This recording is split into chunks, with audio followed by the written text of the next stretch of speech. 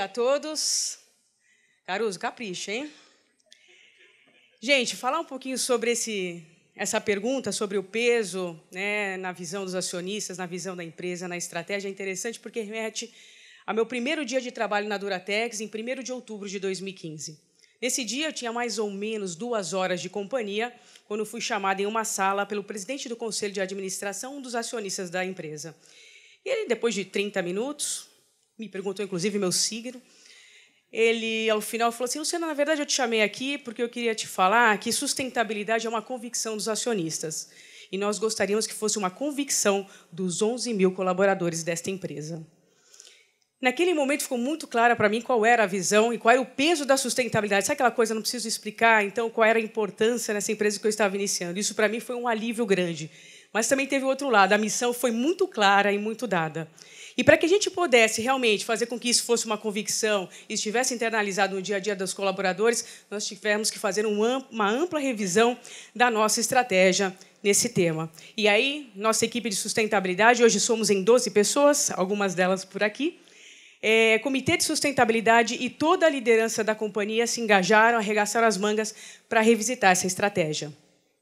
E é interessante porque, logo de cara, isso foi lá no início de janeiro do ano passado, é muito recente, nós tínhamos 3 premissas. A primeira delas precisa estar alinhado ao planejamento estratégico da companhia. Só que o planejamento estratégico estava, ao mesmo tempo, sendo elaborado, né, e está saindo até do forno agora, em agosto desse ano 2025. Só que um dos 5 direcionadores já é sustentabilidade. A outra premissa precisa estar alinhada ao novo modelo cultural que também estava saindo. Estamos numa época de revolução e ebulição dentro da Duratex. E o nosso jeito de ser e de fazer, a nossa nova cultura, acaba de sair também nesse ano, em 5 de junho de 2017, porque a gente sabe que eu posso ter a melhor estratégia do mundo, mas se eu não tiver a cultura alinhada, a estratégia vai continuar no papel.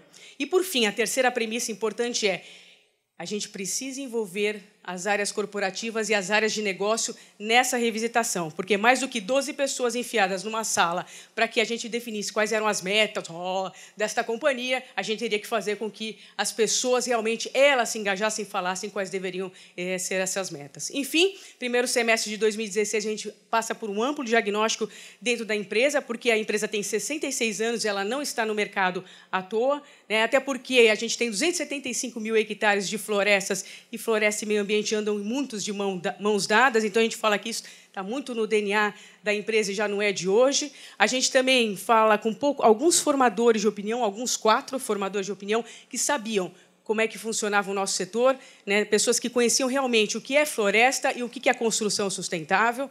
A gente olhou um pouco dos documentos da sociedade civil para verificar quais são as principais externalidades, né, para que elas não ficassem de fora, né, dos setores nossos de atuação. E, por fim, olhamos 34 empresas benchmark sobre qual era o posicionamento dessas companhias, na verdade, dos nossos concorrentes em sustentabilidade, né? Concorrentes em painéis, em florestas, em duchas elétricas, chuveiros elétricos, louças e metais. Colocamos tudo isso num liquidificador e saiu um framework dessa estratégia de sustentabilidade. E, lembrando, tinha que ficar muito próximo ao dia a dia dos colaboradores. E a gente chegou a 4 pilares muito simples, se assim podemos dizer: pessoas, processos, produtos e serviços e novos modelos de negócio. Para os 3 primeiros pilares, nós definimos 8 temas materiais que são importantes e que serão importantes a gente acompanhar até 2025. E, em novos modelos de negócio, nós chegamos a algumas frentes investigativas que já estão sendo trabalhadas pelos nossos acionistas, inclusive nesse planejamento estratégico 2025. Apresentamos esse framework no Conselho de Administração, no off-site do Conselho, em julho do ano passado, e eles deram o go-ahead para a gente iniciar um amplo trabalho, que aí sim foi intenso no 2º semestre, que a gente envolveu 120 pessoas da organização, estou falando de líderes e também estou falando de analistas, de especialistas, para a gente definir quais seriam as metas até 2025. Mas, para isso, eles tiveram que refletir, e muito, durante 8 workshops, sobre quais eram os desafios em relação a cada um daqueles temas, e aí sim eles propuseram as metas para 2025, e chegamos a 45. Alguns dizem, nossa, é muito, né? Mas são suficientes para que a gente fique muito alerta naquilo que a gente quer realmente atingir até 2025. E aí, olhando toda essa reflexão que nós fizemos ao longo de um ano inteiro, junto com os acionistas e com a liderança da companhia, vindo esse novo modelo de cultura e também o planejamento estratégico que está saindo do forno, os acionistas revisitaram a própria missão da empresa. A gente chegou a um novo propósito, também foi lançado agora no início de junho, Soluções para Melhor Viver. Ou seja, nós estamos nos propondo não ofertar produtos, mas sim soluções que respondam aos desafios sociais e ambientais que a gente já está vivendo e aqueles também que estão aí por vir. A disseminação de toda essa estratégia de sustentabilidade aconteceu agora entre março e maio para toda a liderança da empresa. Foram mais de 400 pessoas aí atingidas, que, por meio de um mapa bastante lúdico, elas puderam ali observar por que a sustentabilidade é importante para a Duratex, por que ela é importante para os públicos de relacionamento, né, quais são as práticas que a companhia tem e também quais são os desafios que ainda a gente possui dentro da nossa empresa. E aí eles têm agora o desafio de cascatear isso até o fim do ano. Não sei se passaram algumas imagens aqui, para todos os 11 mil colaboradores, até porque eu tenho juízo, a missão foi dada, né, mas eu pedi ajuda porque eu não tenho condições de, sozinha, passar isso para os 11 mil colaboradores. Então, a nossa missão está dada. E aí eu olho isso, depois de 1 ano e 8 meses de empresa, falo, gente, por que será que, a princípio, deu tão certo ou em tão pouco tempo? Né? E todo mundo vai falar, porque a liderança estava envolvida. E, realmente, né, a gente tinha presidente, nós tínhamos os acionistas, o comitê de sustentabilidade, diretoria toda em peso, gerentes e tudo mais. Mas o envolvimento daquelas 120 pessoas realmente foi o fator-chave de todo esse processo, porque ali a gente pôde entender e realmente observar a paixão deles, o brilho nos olhos, né, aquele orgulho de pertencer à companhia e mais. Eles queriam que a empresa durasse muito mais 66 anos. Né?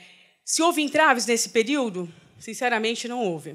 Né? A gente teve um 2016 extremamente difícil do ponto de vista econômico e uma agenda que vocês sabem muito mais do que eu, extremamente também difícil do dia a dia de qualquer liderança. Mas nada disso foi suficiente para que esse processo da revisitação ele parasse ou ele ficasse em segundo plano. Agora, os desafios para o futuro, esses sim, esses são muitos, né? A começar pela própria cadeia de valor. Como é que a gente dissemina essa nossa estratégia, essa nova forma de trabalhar daqui para frente? A começar pelos fornecedores, né? Como é que eles conhecem, se engajam nesse caminho com a gente. E também tem uma lição de casa nossa, como é que cada vez mais eu tenho peso e dou peso para os critérios socioambientais e de governança, para a escolha dos meus parceiros. Né? E, do outro lado da ponta da cadeia de valor, a gente está falando de clientes e consumidores. Como é que, realmente, cada vez mais, eles conhecem as nossas soluções que são diferenciadas, os nossos processos que são diferenciados, e é por isso também que, muitas vezes, eu tenho um preço diferenciado de maior valor agregado. Então, esse é um dos desafios. O outro, sem dúvida nenhuma, eu acho que está naquele quarto pilar da nossa estratégia de sustentabilidade, que é novos modelos de negócio. Como é que realmente a gente vai buscar novos modelos de negócio respondendo aos desafios sociais, ambientais e econômicos que estão por aí? E mais, como é que essas soluções elas realmente vão responder frente a temas que já estamos vivendo, escassez de recursos, mudança do clima, ou mesmo os temas que já estão colocados pela ONU dos Objetivos do Desenvolvimento Sustentável. Né? E, a partir desses objetivos, eu acho que foi muito falado hoje aqui, isso não é um trabalho, né, e o próprio Pedro comentou, não é um trabalho de uma empresa, não é um trabalho solitário, é um trabalho de muitas mãos. Né? Como é que realmente a gente se junta para que a gente possa dar escala maior para que esse país possa crescer de uma forma sustentável. E eu gostaria de finalizar também falando um pouquinho de uma frase que o Muhammad Yunus falou uma vez quando eu estava numa palestra dele, que ele fala, sozinhos nós vamos mais rápido, mas juntos a gente vai muito mais longe. Obrigada. Gostei, hein? Legal, obrigada. Vamos ver qual é o próximo desafiador aqui. Riele, vamos lá, Riele. Como é que a área de sustentabilidade da S Brasil se adaptou a uma importância mudança na estratégia do negócio e a um novo contexto econômico do país? Esse setor elétrico não é fácil, não, né?